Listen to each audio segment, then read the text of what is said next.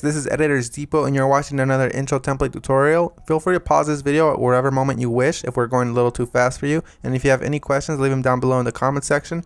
We always reply to every single comment, and if we're away for a minute, just go ahead and comment down below and there's very friendly people that will help you, guaranteed. It's important to remember that this is a pre-made tutorial that we've carefully selected and approved because we noticed that it works the exact same way. If you have any questions, comments, or it's just not working for you, just leave a comment down below and we'll get back to you, guaranteed.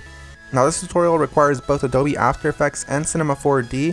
You will absolutely require them. If you do not have them, go ahead and visit EditorsDepot.com. We can do any template customization at very affordable prices. Just feel free to select the template you wish and check out with it and detail everything you want on the template. Now that that's out of the way, all you're going to want to do is open up the Cinema 4D file. So here it is, and we already have it open, so we're going to go ahead and bring it up. And as you can tell, everything is ready to go. All you have to do is replace the text, render, and you're done. Except one little thing, there's sometimes problems that come up with the templates, and I'm going to go ahead and cover them here.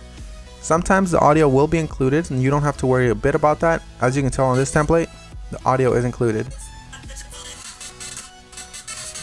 It's not a problem at all, and sometimes the font is not included. If it's not, all you want to do is of course look for the text layers. They will look a little like this. Select it, and then hit font, and select any font you wish. You can visit designerdepot.net for any font you wish. The first thing you want to do is of course modify one of the text layers. So here it says your. I'm going to go ahead and hover the text after I select it and replace it with editors. I'm going to do the same thing for the second layer behind that one. I'm going to hover the text and write editors. Now that that's done, I'm going to go ahead and render preview. And as you can see, it says editors, everything is 100% fine. You do the exact same thing for the bottom layers. I selected both at the same time. I'm going to replace it with Depot. Once I go ahead and render preview, it looks amazing and I'm happy with it. I'm 100% happy with the colors because it's red and Editor's Depot is red. But if you're not happy with the colors, you can simply come down below, double click it, and make any modifications you wish. Whether it's make it green, make it blue, or blend it all together and make a little purple. I'm going to go ahead and keep it this way, and I'm going to go ahead and go to my render settings now. Once you're in the render settings, you're going to want to make sure that your width and height is set to 1920 x 1080 if you have a very good computer or decent computer and you have time. If you have a slow computer and you probably don't have that much time, you make sure you set it 1280 by 720. You want to make sure you tick all frames, and then you go to save. You make sure it's as a PNG sequence for a faster render that does not reduce quality at all.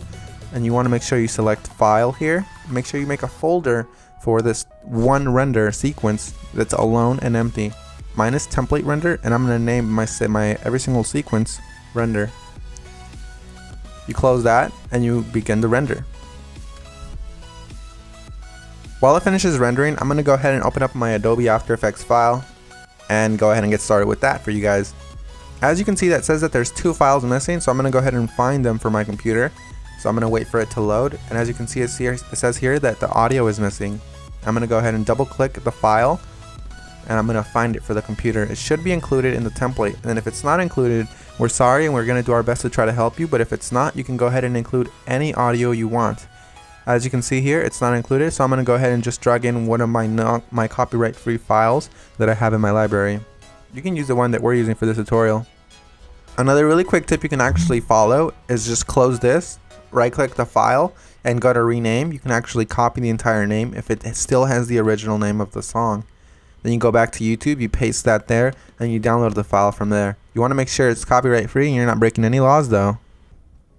Once you've gone ahead and replaced your song, you're going to want to go ahead and replace the other thing that was missing, which is of course the PNG sequence. It might be a PNG file, .png, or it might be an MP4 file, or anything within those regards, like QuickTime for example. You're going to go ahead and double click it and replace it with your render sequence. I'm going to select the first frame, scroll all the way down just to be safe, and select the last frame. You want to make sure you do the same thing, all while holding shift, so it selects every single one.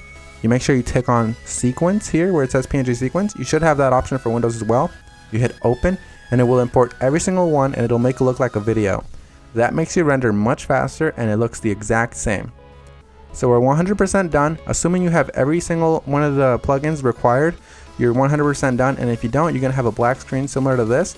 But if you do have a black screen similar to this, you're going to just want to make sure you troubleshoot it by turning off or turning back on whatever adjustment layers might be messing up your entire video. As you can see here, all of the adjustment layers, one of them within these messed up the entire render, so I'm going to go ahead and turn them on one by one. That one's fine, that one's fine.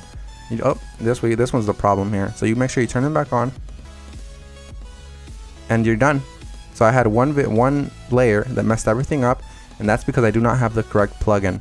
You want to make sure you fix that, and you want to make sure you don't run into that problem again. And finish the composition by adding it to the media encoder queue. That pretty much summarizes our video, guys. I hope you all enjoyed it, and if you did, remember, drop a thumbs up if you liked it. Drop a thumbs up if you are a fan of us and you like what we're doing. And guys, we really appreciate every single one of you from the bottom of our hearts. We really appreciate every single one of you guys, whether you're liking this video, disliking, or you just left and you didn't even watch this tutorial, guys. Hope you all have an amazing day, and as always, this is Maurice. Visit EditorsDepot.com for any customization of templates, and have an amazing day. Take care, guys.